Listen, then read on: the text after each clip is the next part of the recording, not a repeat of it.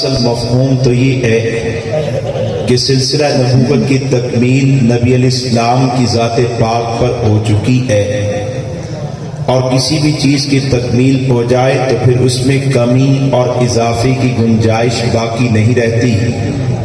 جیسے میرا ہاتھ مکمل ہے، اگر میں اس ہاتھ کے حسن میں اضافے کے لیے سرجری کے ذریعے ایک انگلی کو زائد کروا دوں تو سب لوگ کہیں گے کہ اس کے ہاتھ کی بدصورتی بڑھ چکی ہے، اور اگر میں اس ہاتھ کے حسن کے لیے اس ہاتھ کی انگلی کو کٹوا دوں تو سب کہیں گے کہ اس ہاتھ کا حسن کم ہو گیا ہے، بدصورتی بڑھ گئی ہے۔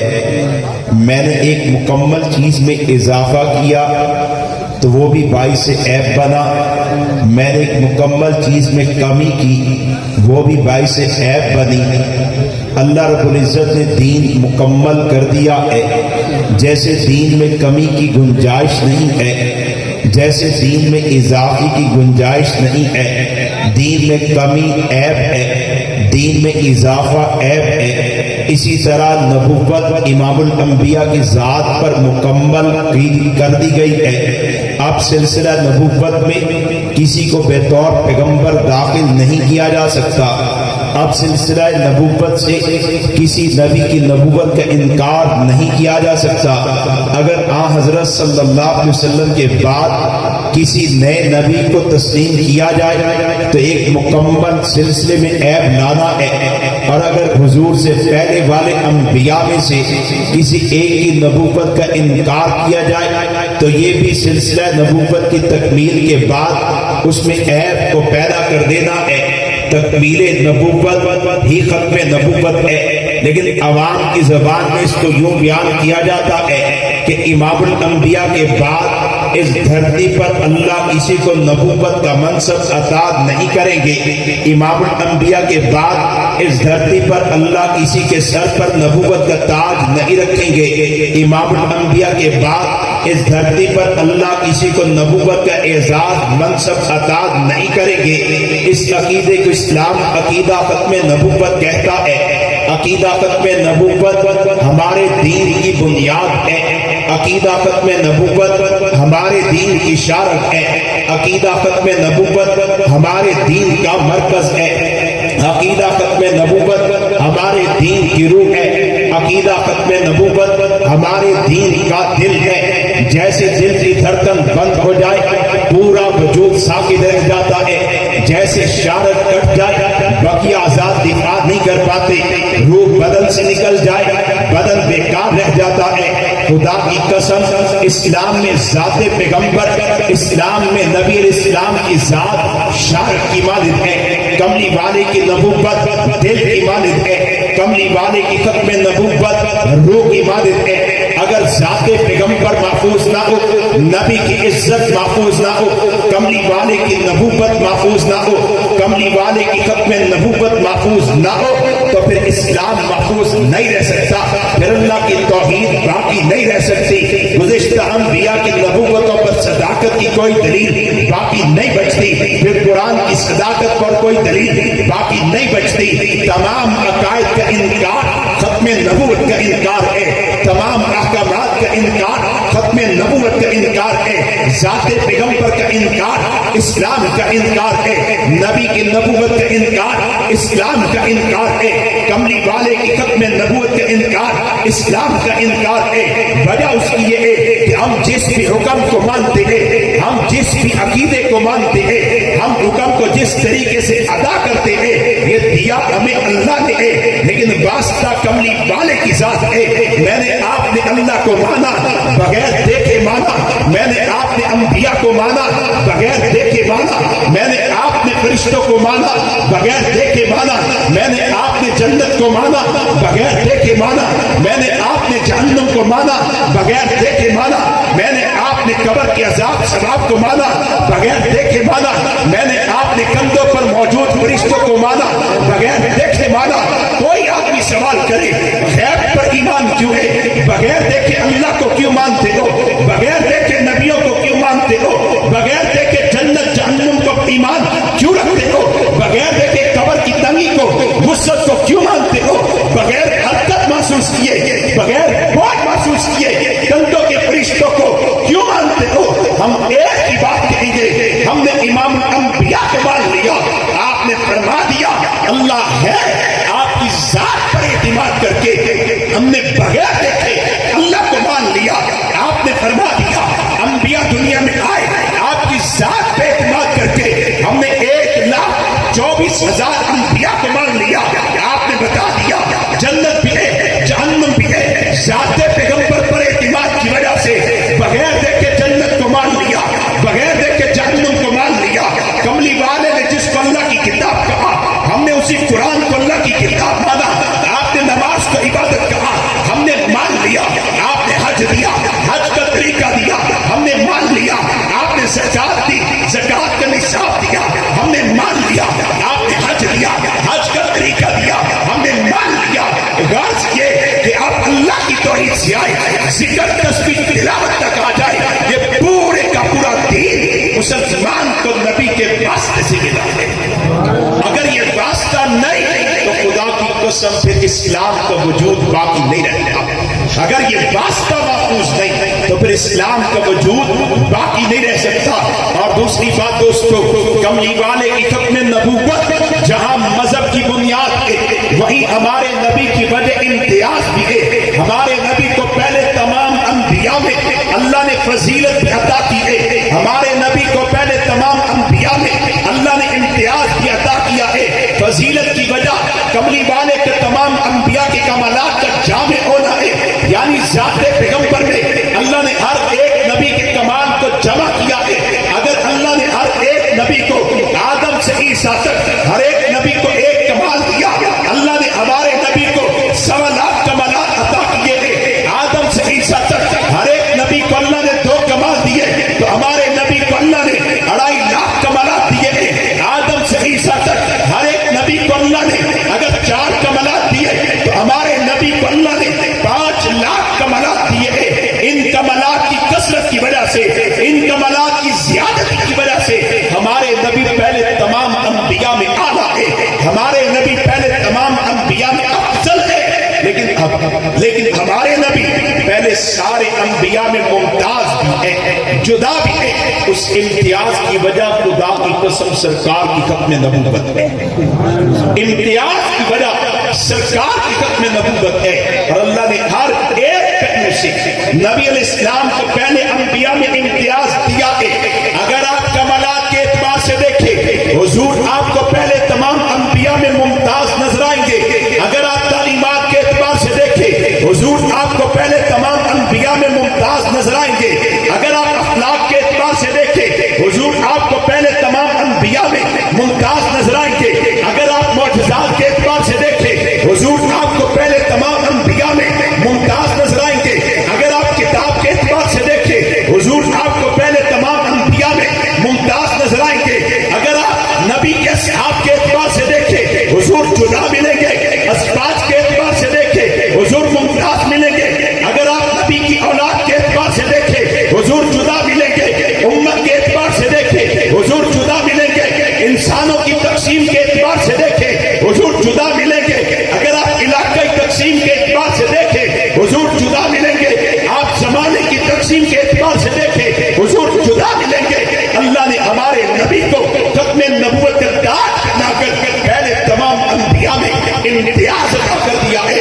اور اس امتیاز کی وجہ سرکار کی نبوت نہیں ہے, اس امتیاز کی وجہ سرکار کی حاکمیت ہے. سرکار کی ختم نبوت ہے کہ پہلے سارے نبی ہیں. ہمارے نبی بھی ہے, خاتم الانبیاء بھی ہے. پہلے سارے انبیاء کے سروں پر اللہ نے نبوت کے تاج رکھے ہیں. ہمارے نبی کے سر پر نبوت کا تاج بھی ہے, ختم نبوت کا تاج بھی ہے. پہلے سارے انبیاء کو اللہ نے نبوت کا عہدہ دیا ہے. ہمارے نبی کو اللہ نے نبوت کا عہدہ بھی دیا ہے, ختم نبوت کا منصب بھی دیا ہے. پہلے تمام انبیاء کے پاس نبوت کا اعزاز ہے, ہمارے نبی کے پاس نبوت کا اعزاز بھی ہے, ختم نبوت کا اعزاز بھی ہے. یہ ختم نبوت کا اعزاز کی سرکار کی وجہ امتیاز ہے. سرکار کی وجہ امتیاز سرکار کی ختم نبوت کی ہے. اور دوستو تیسری اور آخری بات, کملی والے جیسے ختم نبوت کی وجہ سے ممتاز ہے हुजूर खत्म नबूवत की वजह से सारे अंबिया में मुमताज हैं। ऐसी सरकार की उम्मत सारी उम्मतों में निस्बत खातमुन नबीयीन की वजह से मुमताज है। सरकार भी सारे अंबिया में मुमताज, सरकार की उम्मत भी सारे अंबिया में मुमताज, और फिर इस उम्मत में वो उम्मती सारी उम्मत में मुमताज हो जाता है जिसे अल्लाह सरकार की इज्जत, हुर्मत, नामूस, खत्म नबूवत के दिखा की तौफीक अता कर देती है। सरकार भी मुमताज है, उम्मत भी मुमताज है, और वो उम्मती भी मुमताज है जिसे हुजूर की इज्जत के दिफा का शर्फ मिल जाए। वो उम्मती भी मुमताज है जिसे सरकार की खत्म नबूवत का शर्फ मिल जाए। वो उम्मती भी मुमताज है जिसे सरकार की जात के दिफा का शर्फ मिल जाए। आप दौरे रिसालत से आज तक आ जाइए, जिस उम्मती को सरकार की जात के दिफा का शर्फ मिला वो उम्मती मुमताज नजर आएगा। जिस उम्मती को सरकार की इज्जत के दिफा का शर्फ मिला वो उम्मती मुमताज नजर आएगा। जिस उम्मती को सरकार की खत्म नबूवत की दिफा का शर्फ मिला है वो उम्मती मुमताज नजर आएगा। आप दौरे सहाबा में जाए, आपको दौरे सहाबा में सहाबा किराम में पहला तबका जो मुकाम में ऊंचा नजर आता है वो बदरी कहलाता है। बदर वाले बाकी तमाम सहाबा में मुकाम के एतबार से ऊंचे हैं। बदर वालों की नेकी क्या है? क्या बदर के मैदान में आके नवाफिल की नियत बांधी? क्या बदर के मैदान में आके कुरान की तिलावत शुरू की? क्या बदर के मैदान में आके जिक्रुल्लाह की ज़रबे लगाई? क्या बदर के मैदान में आके सदका खैरात का एहतिमाम किया? ना दोस्तों, बदरी सहाबा को बड़ा मुकाम मिला है। वजह क्या है? वो बदर में आए और इमाम अंबिया की जात के साथ वफा कर गए। इस वफा की वजह से अल्लाह ने अहले बदर को तमाम सहाबा में बड़ा मुकाम अता कर दिया है। ये बदर ही का मैदान है जहां पे हजरत अबू बकर सिद्दीक ने अर्ज किया था, अल्लाह के नबी, हम देखते हैं कि दुश्मन बड़ी कुव्वत बन के आया है, एक हजार का लश्कर लेके आया है। हमारी निगाहों में इनकी तलवारें भी है, हमारी निगाहों में इनके नेज़े भी है, हमारी निगाहों में उनके जंगी साजो सामान है। हम जानते हैं तलवार के मुकाबले में गर्दन आए कट जाती है, हम जानते हैं तलवार के मुकाबले में बाजू आए कट जाता है। लेकिन अल्लाह के नबी आप हुक्म कीजिए, जो रब ने आपको कह दिया आप फरमा दीजिए। सिद्दीक और मुहाजिरीन वो कल गुजरेंगे। हजरत उमर ने भी यही कहा, अल्लाह के नबी हुक्म कीजिए, हम मैदान में आपके साथ हैं, आपके साथ चलेंगे, आपका साथ देंगे। आपने अंसार की तरफ देखा, अंसार समझ गए सरकार हमसे हमारी राय पूछना चाहते हैं। तो हजरत साथ खड़े हुए कहने लगे, अल्लाह के नबी, रब्बे काबा की कसम हुक्म कीजिए, हम समंदर में घोड़े उठा देंगे। रब्बे काबा की कसम, हमने तो रब को माना, आपके कहने पर आपने बता दिया आसमान से फरिश्ता उतरता है, हमने देखा नहीं है, आपके कहने पर मान लिया है, हुक्म तो कीजिए, समुद्र में कूद जाएंगे। हजरत मिकदाद ने कहा, अल्लाह के नबी, हम आपके दाएं से लड़ेंगे, बाएं से लड़ेंगे, आगे से लड़ेंगे, पीछे से लड़ेंगे, अपनी औरतें बेवा छोड़ जाएंगे, बच्चे यतीम छोड़ जाएंगे, लेकिन आपके साथ बेवफाई नहीं करेंगे। ये बदर में आके मोहम्मद रसूलुल्लाह के साथ वफादारी करके अल्लाह ने इन वफादारों का मुकाम सारी उम्मतों में सबसे ऊंचा कर दिया है। नबी से वफादारी, अल्लाह की कसम, नबी से वफादारी उरूज का जरिया है, नबी से वफादारी रब की रजा का जरिया है, नबी पे जानी सारी अल्लाह की कुर्बतों का शॉर्टकट रास्ता है, अल्लाह की मारिफत का शॉर्टकट रास्ता है। ये बदर वाले मुमताज हुए सरकार से वफा की वजह से, सरकार के साथ वफा की वजह से। और इन बदर वालों में सिद्दीक अकबर का नाम खास तौर पर आता है, हजरत उमर का खास तौर पर आता है, मुआज का नाम खास तौर पर आता है, मुआविज का नाम खास तौर पर आता है, साद जानिसार का नाम खास तौर पर आता है, मिकदाद का नाम खास तौर पर आता है। सारे सहाबा जानिसार थे, सारे सहाबा वफादार थे, सारे सहाबा को बड़ा मुकाम मिला है। लेकिन पूरी तारीख पढ़िए, आप अहादीस पढ़िए, तारीख इस्लाम का मुताला कीजिए, इन सारे वफादारों में जिसने बदर के मैदान में इजहार वफादारी किया, जबान से भी इकरार किया, वो अहादीस की किताबों की जीनत बन गया। अहादीस की किताबों की सीनत बन गया है। बदर में आज के सारे जानिसार हैं, सारे वफादार हैं, सारे मोहम्मद रसूलुल्लाह की जात पे जान लुटाने वाले, सारे इमामुल अंबिया की जात पे माल जान आल औलाद कुर्बान करने वाले हैं। लेकिन इस मैदान में भी चंद जानिसारों का नाम खुसूसियत के साथ आता है। हजरत साद का नाम है, हजरत तलहा का नाम है, हजरत अबू तलहा का नाम है, हजरत जियाद का नाम है, हजरत अबू दुजाना का नाम है, हजरत हमजा का नाम है, हजरत शेख हमजा का नाम, ये खासूसियत के साथ नाम आते हैं। काम क्या है?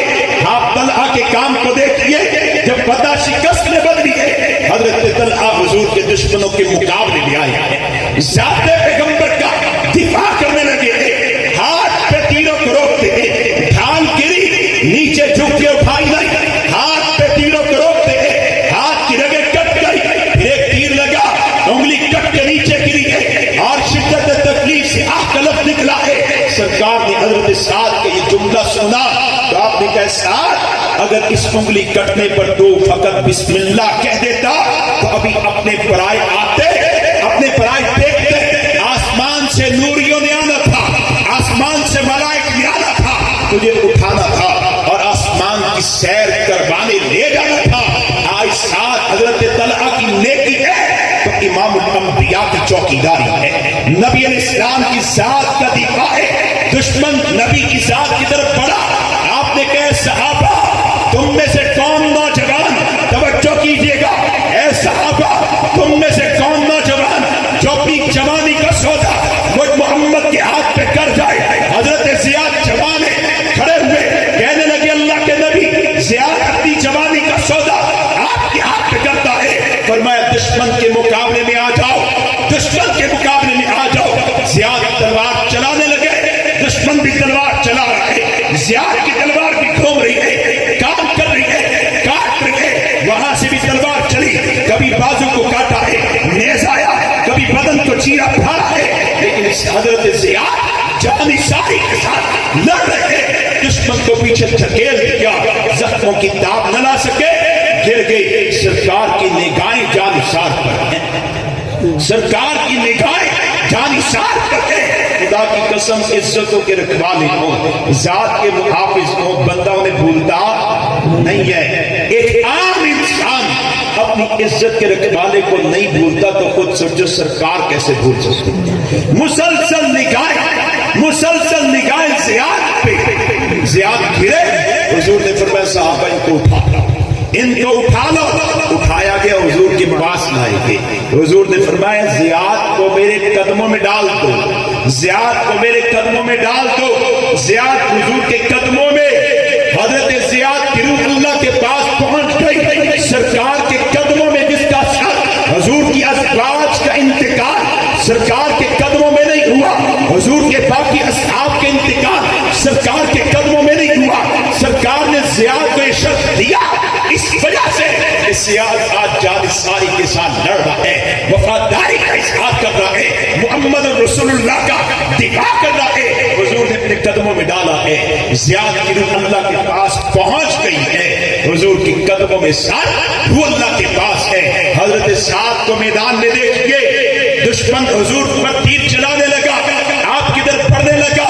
हजरत अबू दुजाना ने तो अपनी पुष्ट ढाल बना ली, पहलवान थे, जिसामत चौड़ी थी, तो अपनी पुष्ट को ढाल बनाया, कमर को ढाल बनाया, हुजूर को अपनी छाती में लिया, सीने में छुपा लिया। दुश्मन का तीर चला, हजरत अबू दुजाना की कमर पे बेबस हो गया, फिर तीर चला, बेबस हो गया। कुर्बान जाऊं अबू दुजाना के ईमान पे, कुर्बान जाऊं की जानिसारी पर, कुर्बान जाऊं के इखलास पे, कुर्बान जाऊं की वफादारी पर, कमर पर तीर बेबस हो रहे। लेकिन खुदा की कसम, हजरत अबू दुजाना अपने चेहरों को भी नहीं बदलते कि अगर चेहरे पे तकलीफ का असर जाहिर हो गया, हुजूर मुझे पीछे हटा देंगे। एक मौके पर हुजूर ने यूं सर निकाला तो अर्ज किया, याद पूछने, अल्लाह के नबी अपना मुबारक सर मत निकालिए, अपने सर को अंदर कीजिए। अबू दुजाना आपका दिफा कर रहा है, अबू दुजाना आपके मुकाबले में दुश्मन का कोई तीर आपको नुकसान न पहुंचा दे।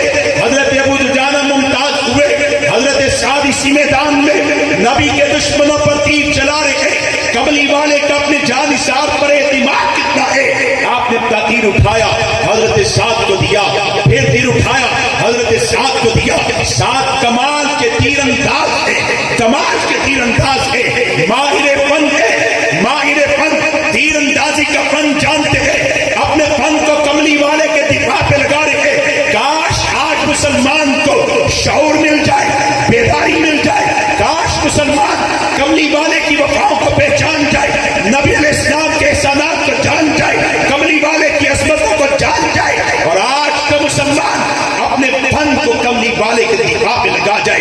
ڈاکٹر ہے, اپنے طب کو, ڈاکٹری کو سرکار کی ختم نبوت کے دفاع کے لیے استعمال کر جائے. انجینئر ہے, اپنے فن کو نبی کی عزت کے دفاع کے لیے لگا جائے. مالدار ہے, مال لگا جائے. سیاستدان ہے, فن میں سیاست کو امام الانبیاء کے دفاع پہ لگا جائے. حضرت سعد کے پاس تیر اندازی کا فن, دشمن پر تیر چلا رہے. کملی والے نے ایک تیر اٹھایا, حضرت سعد کو دیا, دوسرا اٹھایا, سعد کو دیا, تیسرا اٹھایا, سعد کو دیا. اور آپ نے ایک پیارا جملہ کہا, یا سعد ارمی, اے پیارے جانی سعد, سعد میرے دشمن پر تو تیر چلا. اور اگلا جملہ وہ ایک جو حضرت ابوبکر صدیق نے بھی کہا, حضرت عمر فاروق نے بھی کہا, حضرت عثمان غنی نے بھی کہا, حضرت علی مرتضیٰ نے بھی کہا. جمیع صحابہ حضور سے اظہار وفاداری کرتے ہیں, حضور پکارتے ہیں یا ابوبکر, یا ابوبکر, وہ پکارتے ابوبکر, عثمان, علی, جس کو بھی پکارا وہ جواب میں کہتے ہیں لبیک فداک ابی و امی. لبیک کا لفظی ترجمہ میں حاضر ہوں, فداک ابی و امی, میرے والدین آپ پہ قربان ہے. دوستو ترجمے میں والدین ہے, مفہوم میں اور عرب کے مفہوم میں صرف والدین داخل نہیں ہے. ہم بھی جانتے ہیں کوئی کسی پر اپنے والدین کو قربان کر دے پھر مال بچائے گا نہیں, جان بچائے گا نہیں, گھر بار زمین جائیداد کاروبار بچائے گا نہیں. صحابی جب کہتا ہے فداک ابی و امی تو صحابی یہ کہتا ہے اللہ کے نبی حکم کیجئے, حکم کیجئے, مال چاہیے قدموں میں لا کے پھیر کر دیں گے, جان چاہیے پیش کر دیں گے, خاندان قوم قبیلے کی جدائی چاہیے, جدائی کا غم برداشت کر جائیں گے, آپ پہ قربان کر جائیں گے, اپنی کل کائنات آپ پہ نچھاور کر جائیں گے. ہر ایک صحابی کا نعرہ یہ ہے. اور یہ ساتھ دشمنان پیغمبر پر تیر چلا رہے ہیں. سرکار فرماتے ہیں یا سعد, اے پیارے جان سعد, سعد میرے دشمن پر تو تیر چلا.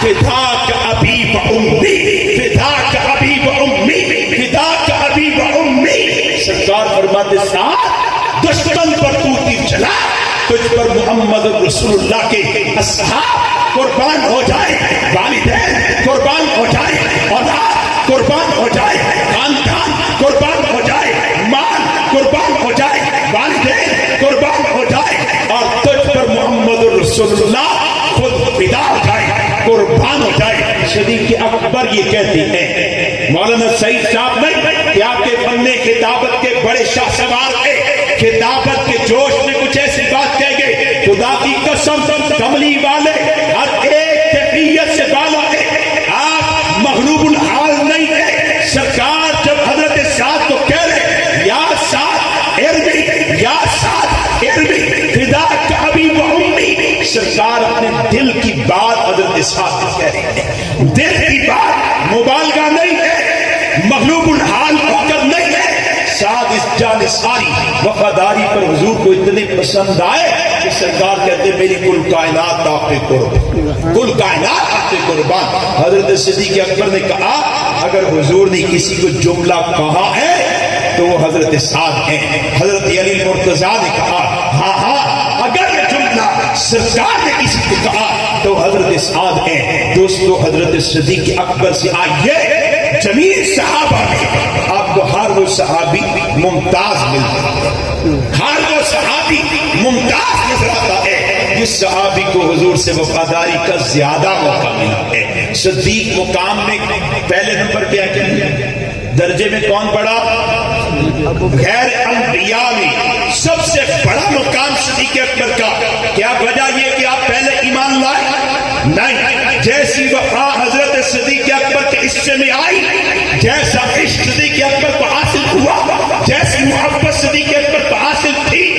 خدا کی قسم کسی اور کو نہیں. صدیق کو تو پتہ چلتا ہے حضور بیمار ہوئے تو صدیق بیمار ہو جاتا ہے. ماں کتنا پیار کرتی کو بیٹے کا پتہ چلے بیٹے کو بخار ہے, ماں کو بخار ہوتا ہے, غم زدہ ہو جاتا ہے, دکھی ہو جاتی ہے, پریشان ہو جاتی ہے. لیکن ماں کو بھی بخار چڑھ جائے نہیں ہوتا. حضور کا بھی سال ہوا, حضور کا بھی سال ہوا, صدیق اکبر کو بخار چڑھا اور آخری دن تک صدیق اکبر بخار میں مبتلا رہے. آخری دن تک صدیق اکبر بخار میں مبتلا رہے. حضرت عبد الرحمان حضرت صدیق اکبر کے بیٹے, ان کے پاس کچھ صحابی آئے اور کمرے میں آ کے بیٹھ گئے. میں نے 2 روایتیں سنی ہے. کمرے میں آ کے بیٹھے تو ایک کی نگاہ پڑی, اوپر شاطیر ہے, اس پر کچھ جلنے کے آثار ہیں. تو پوچھتے عبد الرحمان تمہارے گھر میں کبھی آگ لگی ہے؟ تو نے کہا نہیں. پھر یہ شاطیر پر جلنے کا اثر, شاطیر پر جلنے کا اثر. تو حضرت عبد الرحمان کہنے لگے کہ آگ کا اثر نہیں ہے, میرے والد محترم حضور کی جدائی میں اتنے رنجیدہ تھے, غم زدہ تھے. آپ کو اس شدت سے بخار آتا تھا کہ جب آپ اپنی خلافت کے امور سر انجام دے کر گھر آتے تو یہاں پر لیٹتے تھے. اوپر شاطیر تھا, حضور کی یاد آتی, آنکھوں سے آنسو جاری ہو جاتے اور اندر سے آگ نکلتی. اس آگ کی تپش اتنی زیادہ تھی کہ شاطیر کالا ہو گیا ہے. اس آگ کی تپش اتنی زیادہ, شاطیر کالا ہو گیا ہے. دوستو اگر وہ خلافت کے کاموں پہ ڈٹ گئے تو اس وجہ سے کہ حضور نے صحابہ کو سکھایا یہ میرے دین کو لے لینا, میرے دین کو پھیلا دینا. صحابہ سے آج تک کہا جائیے خدا کی قسم امتی وہ کسی بھی طبقے کا ہو آپ کو ممتاز نظر آتا ہے. میں آج حضرت عطا اللہ شاہ بخاری کی بات نہیں کرنے لگا, میں آج امام الاولیاء احمد علی لاہوری کی بات نہیں کرنے لگا, میں آج جناب یوسف بنوری کی بات نہیں کرنے لگا, علامہ انور شاہ کاشمیری کی بات نہیں کرنے لگا, قاضی احسان احمد شجابادی کی بات نہیں کرنے لگا, مولانا محمد علی جلندری کی بات نہیں کرنے لگا, خواجہ خان محمد صاحب کی بات نہیں کرنے لگا. آپ اس امت کے کسی عام طبقے کے عام فرد کو لے لیں جس نے بھی حضور سے وفا کی ہے, آپ کو ممتاز نظر آتا ہے. غازی علم دین کان میں بالی پہنتا ہے, کان میں کیا پہنتا ہے؟ بالی. لیکن آپ کو امت میں ممتاز نظر آتا ہے کہ نہیں؟ عامر چیمہ شہید بھی MBA ڈگری والا, MBA کیا ہوا, یورپ پہنچا تو یورپ گیا اس لیے کہ وہاں پر کاروبار کرو, نوکری کرو, مال پیسہ کماؤں. کوئی اور نیت تھی؟ یاد رکھنا اس کی نیتیں بڑی تھی, اس کے دل کی آرزو تھی کسی طرح میں قادیانیوں کے لیڈر مصرع مرسول تک پہنچوں اور اس خبیث کو انجام تک پہنچا دوں. ان کی اہلیہ غازی عامر چیمہ شہید کی اہلیہ کی شادی پنڈی میں ہوئی ہے. مولانا بلال ظفر صاحب کی بھابھی ہے. میں نے مولانا بلال ظفر صاحب سے پوچھا عامر چیمہ شہید کی کچھ باتیں بتاؤ, آپ کا تو خاندان کا چیمہ برادری, آپ کا رشتہ دار, کچھ باتیں بتاؤ. کہنے لگا کہ میں اس کی کیا کیا باتیں بتاؤں, صرف اس بات سے اندازہ کیجئے جب پاکستان میں اس کی میت آئی, دفن ہو گیا, میں ان کی بڑی ہمشیرہ سے ملا. میں نے کہا بہن جی ایک بات پوچھنی ہے, 2-4 منٹ میں بس بات ختم کرتا ہوں. میں نے ایک بات پوچھنی ہے. کہنے لگی پوچھو.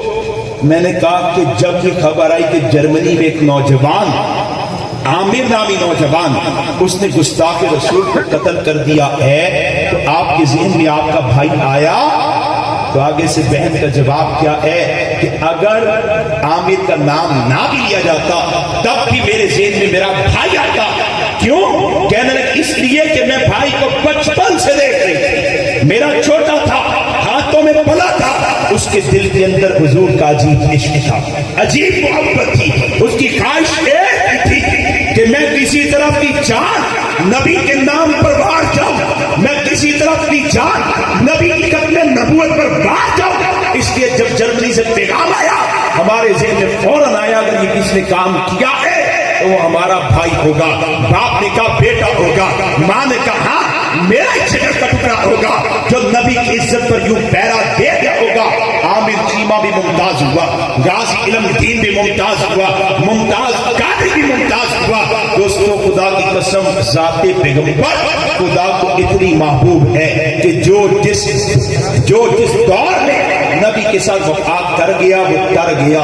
دور رسالت میں حضور کے چچاؤں میں دو چچا مسلمان ہوئے، ایک کا نام حمزہ، دوسرے کا نام عباس۔ حضرت عباس مسلمان ہوئے، وجہ کیا بنی؟ نبی کے ساتھ وفاداری نہیں، وجہ کیا بنی؟ محمد کے ساتھ وفاداری، بھتیجے کے ساتھ وفاداری۔ انہوں نے انصار مدینہ سے کہا تھا، اے مدینہ والو، جانتے ہو جس ذات کو تم لے جانا چاہتے ہو، اگر یہ ذات تمہارے ساتھ چلی گئی، اہل مکہ بھی تمہارے دشمن بنیں گے، مدینہ یثرب کے لوگ بھی تمہارے دشمن بنیں گے، عرب تمہارا دشمن بن جائے گا۔